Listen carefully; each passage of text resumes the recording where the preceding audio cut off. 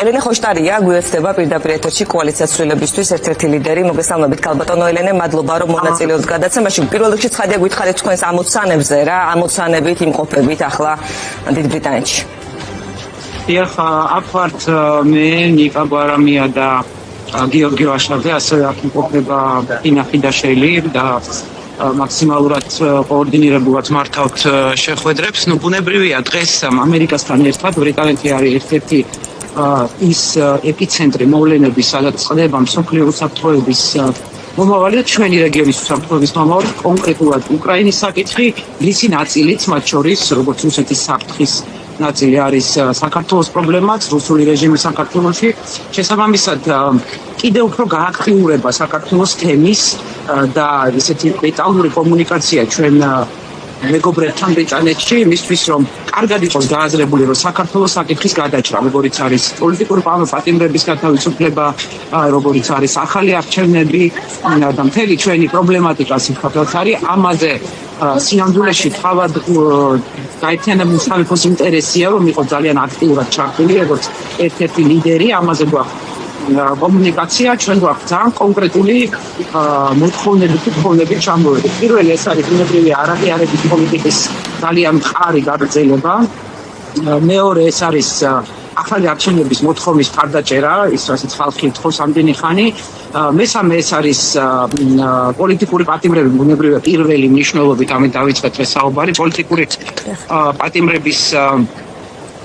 პოლიტიკური პატიმრების ოჯახებს თან ერთად ჩვენ გავაკეთეთ წერილი და ეს წერილი გადავეცით მათ ყველა იმ დარღვევაზე, რომელიც ამ ადამიანების წინააღმდეგ არსებობს, წამება, აი ეს წარმოუდგენელი მდგომარეობა, რაშიც ისინი ჩააგდეს. შემდეგი საკითხი არის მედიის,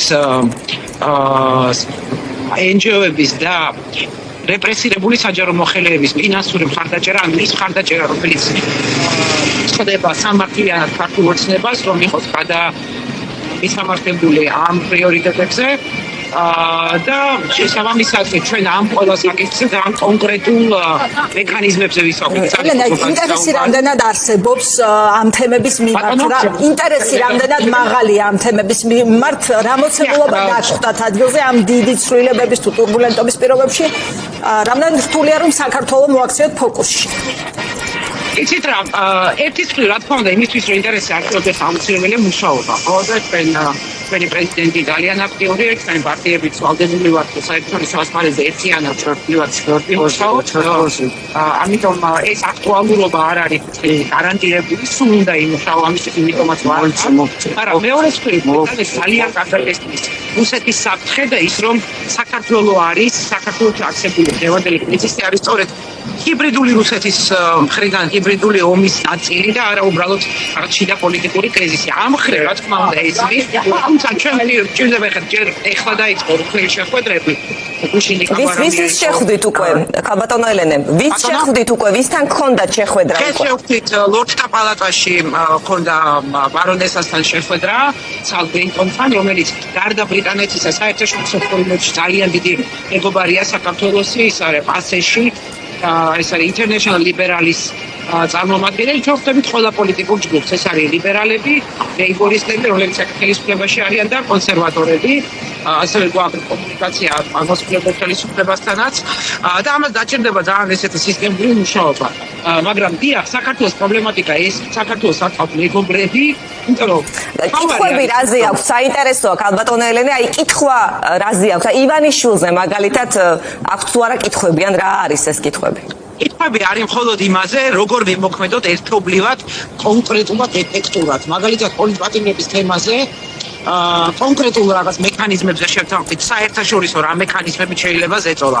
ივანიშვილზე აღენერი კითხვა არ არსებობს, ივანიშვილი არის, ეს არის აბსოლუტურად ცხადი, ჩვენ მქონდა ასევე ირაკლი რუხაძეზე საუბარი, უჩა მამაცაშვილზე პირდაპირ ვიტყვი, რომ ყველა იმ მოძალადე პოლიციელზე თქვენ იცით, რომ ბრიტანეთმა ერთ-ერთი პირველი იყო ის დაასამხსტირა ისეთი ადამიანების ვირაშეზღუდვებით, მაგრამ ჩვენ ლაპარაკობთ ახლა მათ შორის ფინანსურ სანქციებზე, მე მათ ნაცვლად ვერ ვიტყვი, როგორ მოხდება, მაგრამ ჩვენი მხრიდან ძალიან დეტალური ინფორმაცია ჩამოუტანეთ. მათთვის ძალიან მნიშვნელოვანი თემა არის იმედის პროპაგანდისტული რუსული მაუწყებლობა, ეს ამის მიმართ ინტერესია. ასევე ქალბატონი ბარონესა ისეთ შეხვდით არის ადამიანის უფლებების კუთხით მუშაობს და ამიტომ პოლიტპატიმრების თემაზე ძალიან დეტალურად ვისაუბრებთ კონკრეტულ მექანიზმებზე თუ რა შეიძლება გაკეთდეს. ანუ კითხვები არ არსებობს, იმიტომ რომ აბსოლუტურად ცხადია მათთვის თუ ქართული ხალხი უბრძვის, საქართველოში არის პოდასალური პოლიტიკური საყრდენი პრეზიდენტის ოპოზიციის სახით და ეხლა არის ლაპარაკი სისტემის ჩამორღვევაზე, რაც არის მათ შორის ბრიტანეთის ინტერესში, აი ამ სხვადასხვა მექანიზმებით, არაღიარების პოლიტიკით, სანქციებით და იმათ მხარდაჭერით, რის ჯიშურ რეჟიმს. სხვათა შორის აი სანქციებზე როცა ვსაუბრობთ, ამერიკულ მედიაში კონსერვატორულ პლატფორმებზე გამოჩნდა თითქოს ივანიშვილის მხარდამჭერი მასალები, პროპაგანდა ამას ციტირებს დილიდან აქტიურად. აი რასაც ჩვენებს ეს თქვენთვის ჩანს დიდი ძალისხმევა ივანიშვილის ლობიზმის მიმართულებით და რა პერსპექტივა აქვს ამ შემთხვევაში შტატებში ამ ძალისხმევას ხმამაღლა ვსაუბრობ რომ გაგაგონოთ. ეს აჩვენებს იმას თუ რამდენად ეშინია ივანიშვილს რეალურად სანქციების, როგორც ამერიკული, ასევე ბრიტანული სპეციფიურად ძალიან მტკივნეული არის ივანიშვილისთვის, კონკრეტულად ბრიტანეთის და ამერიკის უნებრივია ძალიან ეშინია, ამიტომ ხარჯავს უამრავ ფულს, რომ გონია რომ როგორმე მიუდგება ტრამპის ადმინისტრაციას, ან მიუდგება იქ ვიღაცას, ჩამოყალიბებული არის ამერიკაში ორპარტიული მხარდაჭერა ქართველი ხალხის ერთი სტრატეგიული პარტნიორობის და რუსეთის საფრთხის აღიარება. ეს არის ჩამოყალიბებული ის, რომ ბიძინა ივანიშვილი არის რუსეთის წარმომადგენელი საქართველოში. ეს თავად სანქციების იყო ამერიკის პირველი ეტაპის სანქციების ტექსტში წერია. შესაბამისად, რაც არ უნდა დაუკვეთოს ივანიშვილმა, ეს არ შეიძლება, ოღონდ ჩვენ უნდა ვიაქტიუროთ ყველა მიმართულებით. ამერიკის გარდა ევროპული დედაქალაქებიც არის ძალიან მნიშვნელოვანი. ხო, აი დარწმუნებული ხართ, რომ ვერაფერს შეძლებს ივანიშვილი ტრამპის ადმინისტრაციასთან, მას წინასაარჩევნოდაც, ჯერ კიდე წინასაარჩევნოდ ფსონი ჰქონდა უკვე დადებული ტრამპზე. მე მახსოვს, როდესაც ივანიშვილი და კობახიძე არ დაუფასდება ეს, როგორ გონიათ? ბიზნესმენებს ესაუბრებოდა, რომ აი 20 იანვრამდე უნდა გაძლოთ და მე ყველაფერი დაალაგდებაო.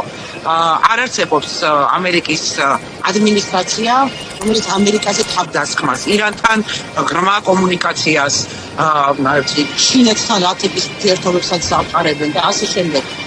აპატიებს რუსულ რეჟიმს.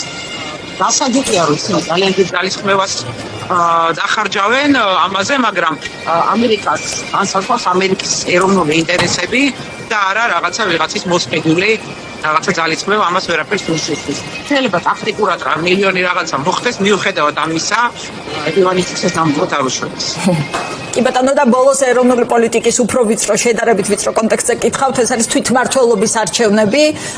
ოცნებაში აქვთ იმედი, რომ ოპოზიცია შევა ამ ბრძოლაში, თქვენ გაქვთ თუ არა უკვე გადაწყვეტილება ამ თემაზე მიღებული, რომ თუ არ იქნება ვადამდელი, არის თუ არა პლატფორმა თვითმმართველობა. რაზე ლაპარაკობ? კატეგორიულად არანაირი არჩევნები, სანამ არ იქნება ახალი და სანამ არ იქნება ახალი წესით და არა ივანიშვილის ჩატარებული, არანაირად აი ესეთ პროცესში შესვლა ეს რას ნიშნავს? ეს არის ღალატი პირდაპირ. ღალატი ხალხს ეს ხალხი რის ძირითადად. ჩვენ ვთქვით, რომ არჩევნები გაყავდა, მე გაუარესდა საარჩევნო პირობები, გაუარესდა, ხო? მედია კანონი, კიდე სხვადასხვა კანონი გაუარესდა და ჩვენ მე შევდივართ რაიმე ფიქრობს, რომ რაიმე პროცესი შევა, ეს ხება პირდაპირ ღალატი ისე, რასაც აქამდე ვიძახდით და პირდაპირ ღალატი ხალხის, რომელიც იბრძვის მათ შორის პოლიტპატიმრების, ამიტომ აბსოლუტურად დაუშვებელი არის, სანამ ახალი არჩევნები. თუმცა როგორც ჩანს, ჯერჯერობით არაერთგვაროვანია, ხომ, ოპოზიციაში ამაზე გადაწყვეტილებები ზოგის გახმოვანებულია, ზოგის არა. კი ბატონო. არ ვიცი, შეიძლება ვიღაცამ თქვა, ვიღაცამ არ თქვა, მაგრამ მე დარწმუნებულია, როგორც პარლამენტში არ შესვლაზე და რეჟიმის დელეგიტიმაციაზე საბოლოო ჯამში მიუხედავად იმის გამოხდისა, პროცესია დარჩა ერთიანი, დარწმუნებულია, რომ ამ საკითხიც ასე იქნება. კეთილი, ძალიან დიდი მადლობა ქალბატონო ელენე, რომ გამონახეთ ჩვენთვის დრო. ელენე ხოშტარია, პასუხობდა ჩვენს შეკითხვას.